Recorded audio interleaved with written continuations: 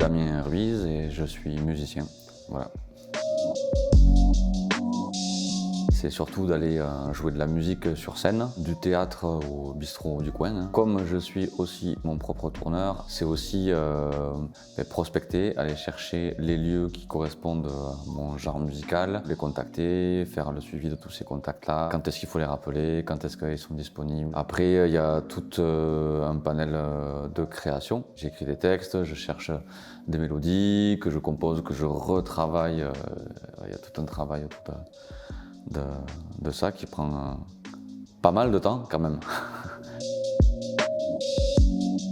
J'ai commencé la musique, j'avais une quinzaine d'années. Pendant très longtemps, en fait, je voyais pas la musique comme un potentiel métier. Donc j'ai été travailleur social pendant quelques années. Et est arrivé un moment où j'avais un groupe, on va dire amateur, en tout cas un groupe de copains qui commençait à patiner. Et moi j'avais besoin d'être sur scène en fait. J'ai besoin d'être sur scène régulièrement, de pouvoir exprimer des choses. Et du coup je me suis dit, bon, tu vas faire une pause niveau boulot. Et tu vas faire en fait, ce que tu fais dans les soirées avec les copains, c'est-à-dire à jouer comme ça pour amuser la galerie, tu vas le faire dans des bistrots et tu vas te faire payer pour ça.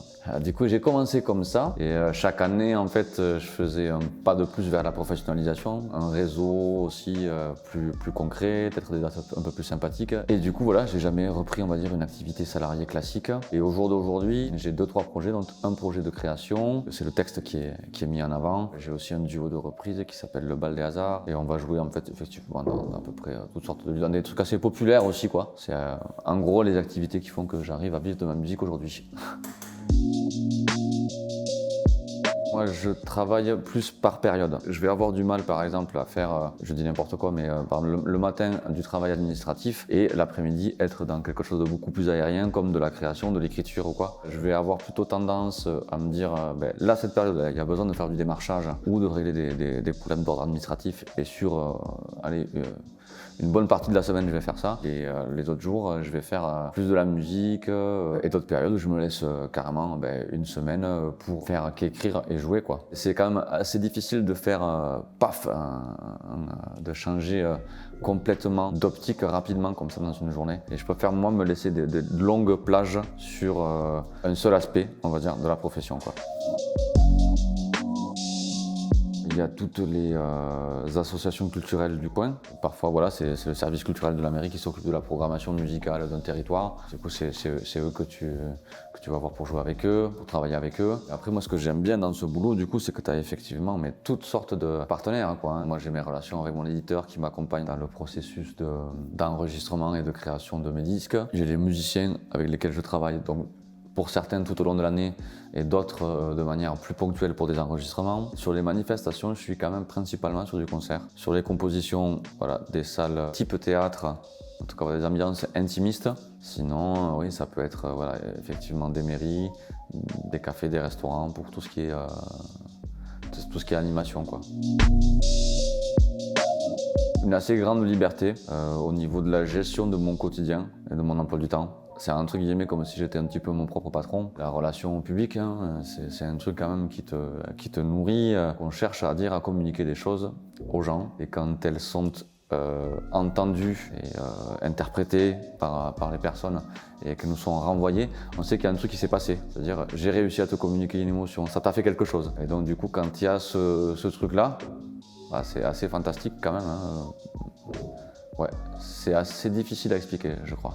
Les aspects négatifs, on a tendance des fois à s'exploiter soi-même et à se demander beaucoup. Des fois, ça fait beaucoup de responsabilités, j'ai l'impression, pour une seule personne. Un des autres aspects négatifs, ce serait la précarité. C'est de plus en plus difficile de vivre de sa musique. Autant sans considérer par le public, autant des fois par les structures qui vont nous engager. Pas tellement. Et la projection. On ne sait jamais des fois comment l'année va se passer, où est-ce qu'on va pouvoir faire des manifestations, des événements, etc. Bon voilà, la précarité et le manque de projection, ça peut être des aspects compliqués à gérer dans une vie d'artiste et de musicien. Ouais. On a des résultats des fois parfois à des endroits où on ne les attend pas. On met beaucoup d'énergie dans certaines choses, mais c'est pas forcément là qu'on va avoir des résultats. Et puis des fois, il y a des choses qui vous tombent sur le coin du bec, comme une proposition d'événement dans un lieu qu'on que vous visez depuis longtemps, par exemple. Un résultat de tremplin, on est sélectionné pour un tremplin. Une fois comme ça, voilà, j'ai participé à un tremplin sans un peu la fleur au fusil, et puis je me suis retrouvé du coup à partir sur Paris pour présenter quelques chansons. J'ai rencontré des tas d'artistes, des gens qui se sentaient concernés par ce que je leur racontais à l'autre bout de la France, et c'est assez touchant. Voilà.